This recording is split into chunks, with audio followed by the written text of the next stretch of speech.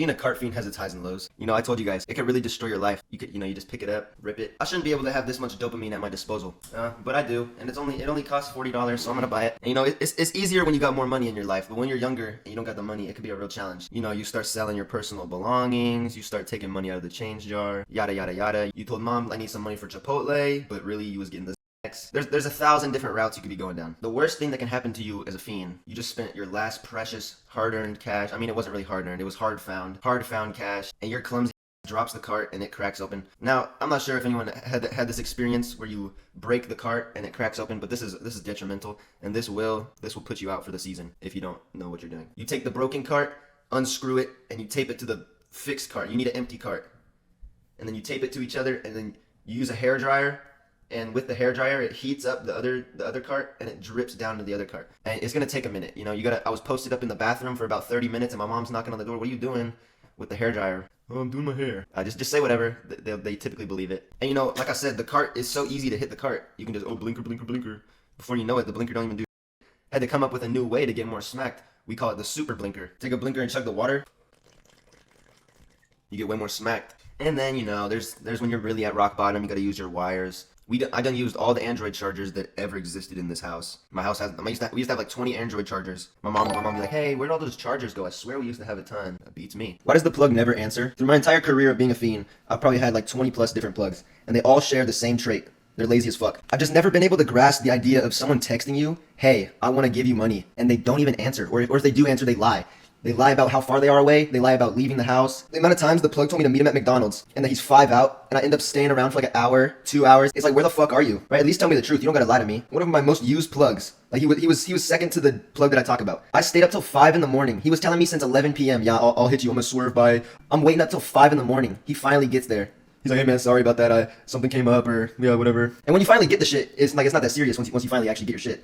But during the time, you're just like, I just pulled it all-nighter for you to lie to me. But it was still a dub, because when I got that 5 a.m. chief, oh my gosh. We gotta start figuring out a way to motivate these plugs. We gotta get them on some like David Goggins videos or something. Because these dudes don't do shit but sit around and fucking jerk off, I guess. Out of waiting forever for the plug, only one time was I given an incentive for waiting. This one dude, once again, he lies about how far he is away. Hey man, I'm 5 out. And then 15 minutes later, he's not there. Where the fuck are you? Right? Texting him. Turns out he got in a car crash, so I guess it's valid. He got rear-ended or something like that. And as a way to apologize, he brought us some pizza.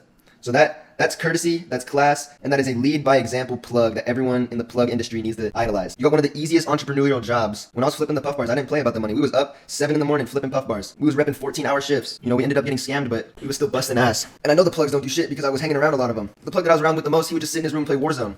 You would think this dude's the fucking president, how busy he seems to be, but he's playing Warzone. The worst thing you can do also, don't make the plug mad. Then you're really fucked, right? It's not like you can just spam the plug like, hey man, come here bro, because then he gets fucking pissed. And then you're really fucked, right? It's not like you can just like keep bugging him. Then he gets pissed. It's like you want to bug him again so bad, but it's too soon to do it. So you wait like a couple more hours, and then you're like, hey, you fucking coming, dude? You said 5 minutes. It's been fucking 8 hours. Being a fiend isn't always sunshines and rainbows, believe it or not. It was like 3 weeks before quarantine. We was having a snow day, and we was all chilling with the plug. And the plug had this little Sobe drink, and he put some Zans in it. And throughout the day, we were just passing it around, taking sips. And that shit turned us into some gremlins. And throughout the day, we didn't have any like rock cones or like swishers or nothing. So we would do the old-fashioned trick where you would take a 5 gum wrapper, and you peel the tinfoil from the paper, and we would roll the joints out of the gum wrapper. We had like 6 gum wrapper joints. We saved up in this little like Peppa Pig tin can. Now one of my friends that we were with, he wasn't allowed to be with the plug. Plug's not a good kid, right?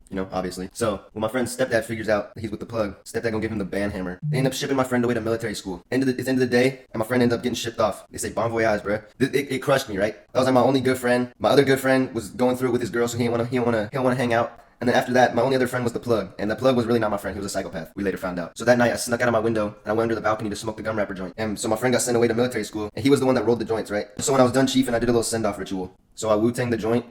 And then before I Wu-Tanged it, I don't know if you can see it that well, but this little circle right here, I ashed it into my hand.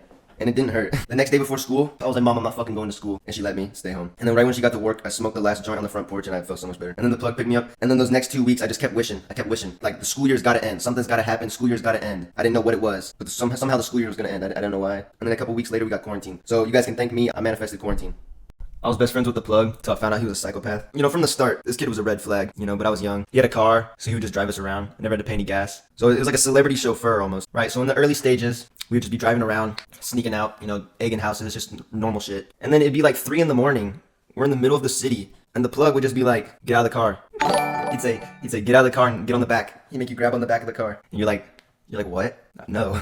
And then he goes, all right, then you're walking home. My house is like 10 miles away, guys. I can't walk home. It's 3 in the morning. I can't walk home. So I make the quick decision in my head. I was like, fuck it, I'm getting on the back of the car. This is kind of where you get a glimpse that this dude really doesn't give a shit about anyone. I'm on the back of the car. And luckily it wasn't just me. There was more than one people in the car. So he's on the back of the car with me. So we dying together. He starts going. And it's in between, it's a light to a light, like a mile in between. And he's just ripping it. He probably going like 45, but I feel like 70, because you're not supposed to be on the back of the car.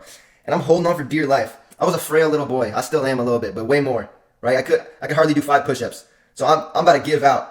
I'm thinking the better decision right now is just to jump into the ditch to the next to me. But I was like, nah, I'm not doing that. Me and dude on the back were like, when is this gonna end? We start banging on the window, yo, stop. Eventually he came to a halt. That was a moment in my life where I really contemplated what I was doing. And I hate to say it, but that wasn't the last time he made us get on the back of the car. And then as things progressed, we start getting into bad stuff, popping Xanax, doing Molly. And the whole time the plug would be like, guys, if we ever get caught with anything, no one's snitching on each other. Like we all taking the blame on ourselves. And then luckily for me, I was out of town when this happened. Plug gonna get pulled over with 1,000 Xans. It's the same plug that say no snitching. The second he in the interrogation room, he point fingers, trying to take down his partner, now they're his, trying to take down these 2 girls that we would hang with, now they them. And they knew the whole time he was bullshitting because they found his ID in the backpack. And whenever we was off the tab before finals that one time, I was just getting the weirdest vibes from bro, like I should not ever hang around with this kid ever again. And that was like in December, and I ended up hanging out with him like 5 more months after that. So I would never really trust my intuition. Whole time I knew it was not the right thing to be doing, but we were having so much fun, I couldn't pass it up. But this is the same kid that scammed us from the puff bars. He would threaten to air out our crib. We would hang out with him every day, threaten to air out our crib. Don't get me wrong, we was having fun, but he wasn't really all there in the head.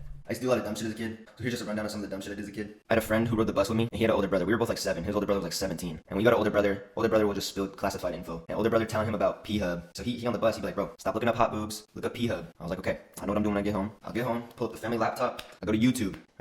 I type in P-Hub. I'm prepared to see Biddy's tenfold. And to my disappointment, that's not what I see. It pulls up like Japanese romance movies. And since that was the top result, I still clicked on it. And I skimmed through. It's like 2 hours. I skimmed through. No tits, no ass. My friend's a liar. Where the fuck? How could you lie to me about such a serious topic, right? I can never trust this kid again. So I tell him next day at school, I tell him, I'm like, bro, why the fuck would you lie?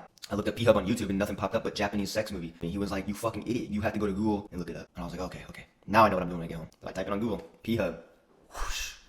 Life changed.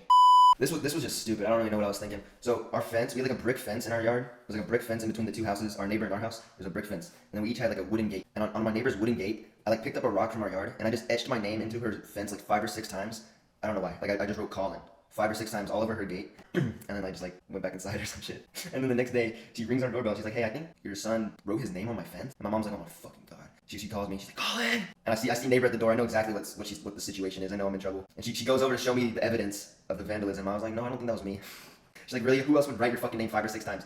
And I tried to blame it on one of the kids in the neighborhood that we would like play with. I was like, well, I think it's this kid. Yeah, he told me he was gonna do that or some shit. They were like, yeah, I'm not buying that. So I just spent my Saturday morning. We went to Home Depot, and I just spent my Saturday morning putting wood finish over her gate.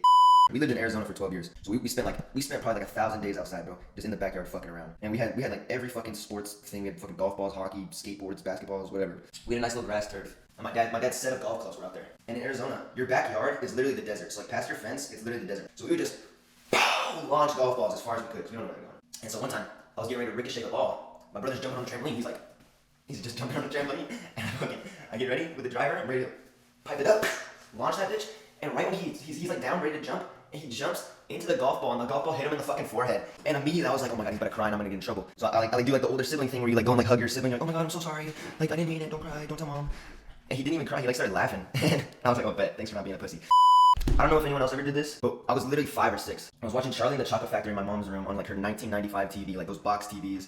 Like when you would change the channel, go staticky type shit. Watching the Charlie and the Chocolate Factory, and it was the one scene where they're about to try a new candy, and some girl in the movie, she has gum. She pulled the gum on her mouth and she tucked it behind her ear. And I saw that. I was chewing a chiclet. It's like gum. I was chewing on a chiclet, and I peeped her put it behind her ear. But I thought she put it in her hair, right? And I was like, oh, that's what people do when they don't want to chew their gum. They just put it in their hair. But I was going put it like right here, literally right here.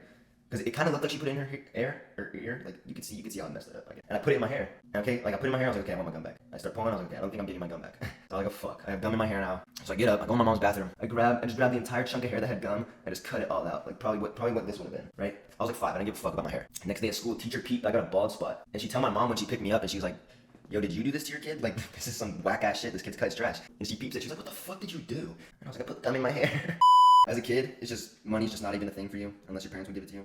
So me and my brother was trying to figure out how to make some money. And I realized if you have a fundraiser, people will just give you money just because you have a fundraiser. So I was like, hey, tell my little brother, I was like, let's just make up a fundraiser and we'll go door to door and people will just hand us money. And we're like, oh my God, that's such a fucking good idea. Very first house, we pull up. We got no pitch. I don't even know what the pitch is. We're like 8 and 7. Like no one's gonna donate to us. Maybe a grandma.